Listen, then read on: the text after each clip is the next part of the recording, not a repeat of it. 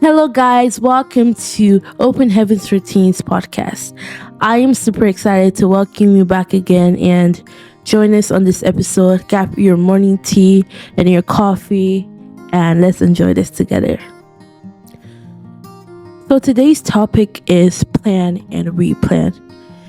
The anchor verse is trust in the Lord with all your heart and lean not on your own understanding. Proverbs 3, verses 5. Let's take a pause and sink this in. So, what this reminds me of is that, yes, we may have many ambitions, we may have many goals for the new year, and maybe right now, based on last year, you might have had several disappointments. It might not have gone the way you wanted it to, it might not have ended the way you would have liked it to. This verse reminds us to lean and trust in God, and not just halfway, not just 90% of the way, with all of our heart. Cause God might be leading us to do something totally out the blue, and it might not be within the confines of our own understanding. This is just an encouragement to take that mustard seed of faith and trust God. Despite how it might be looking, at the end, God is going to turn it around for your good. This reminds me a lot about Joseph, because in the prison, Joseph didn't have to be there. Joseph really didn't have to be there. But Joseph trusted God when he was in the prison. He didn't lean on his own understanding. It was like, God, I know I'm not supposed to be here, but you have led me here for a purpose, and I'm going to continue to trust you. And I think everybody should get to that vulnerability that Joseph had, which I think is very important. God might instruct us to do something that was totally different from what we planned. You probably made vision boards already. You probably had your to-do list. You probably had everything you wanted to do planned for the new year. But God is telling you, hey, this is not my plan for you. I need you to revisit that list. I need you to remove this. I need you to erase this out, because this is not my plan for you. My plan for you is good.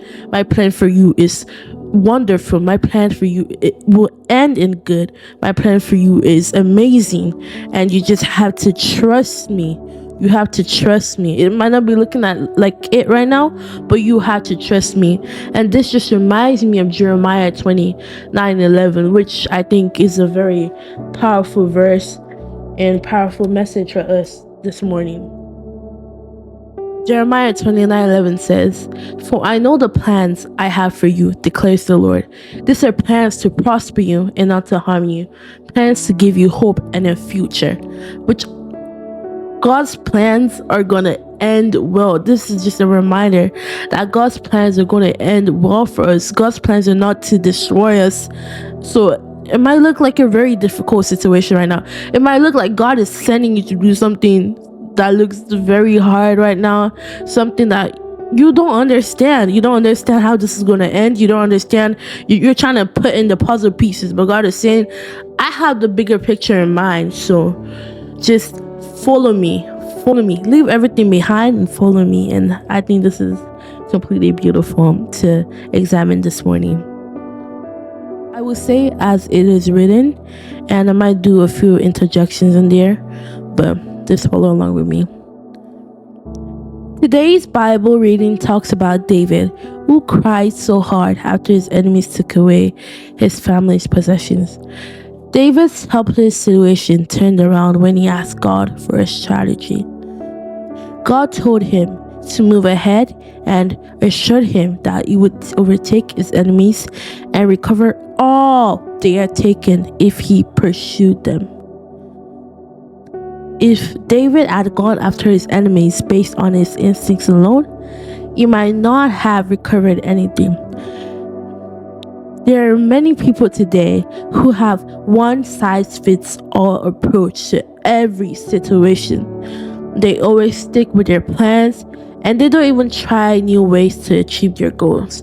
For instance, if the plan you made at the beginning of last year failed, you should re-examine the plans and make adjustments rather than throw away your goals altogether. You should understand the reasons your plans fail and replan. But don't forget to ask God for a strategy. Dear child, it is wise to own a journal or a vision board, as this will help you to document your progress as towards achieving your goals. Let's take a pause on that. This story is a very beautiful story, as it shows the power of strategic thinking.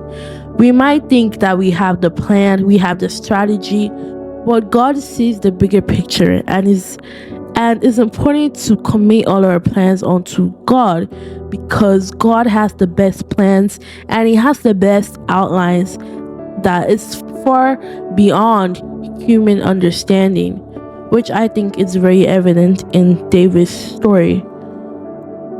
Yes, things might not have worked out, and this is because most times we don't have strategic thinking. We don't have a strategy for what God wants us to achieve. We just go on there and just live the new year like that.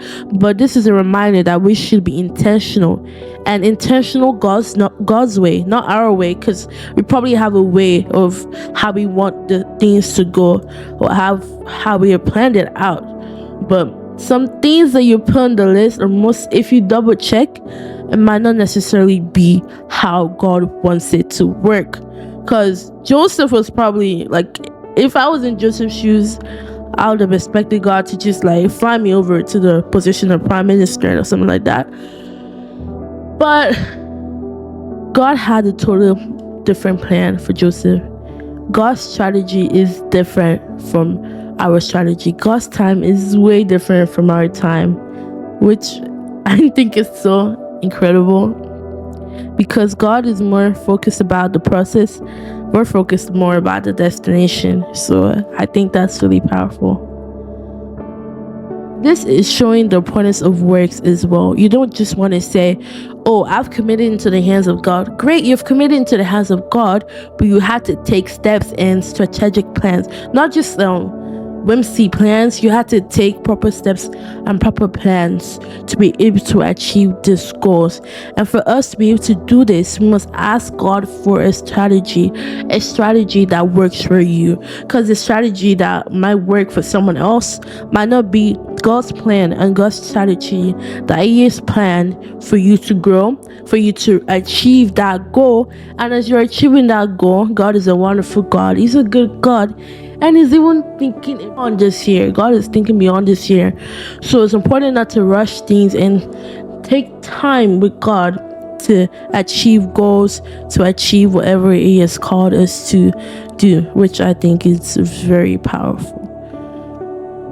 Okay, so sing along with me this song by Travis Green.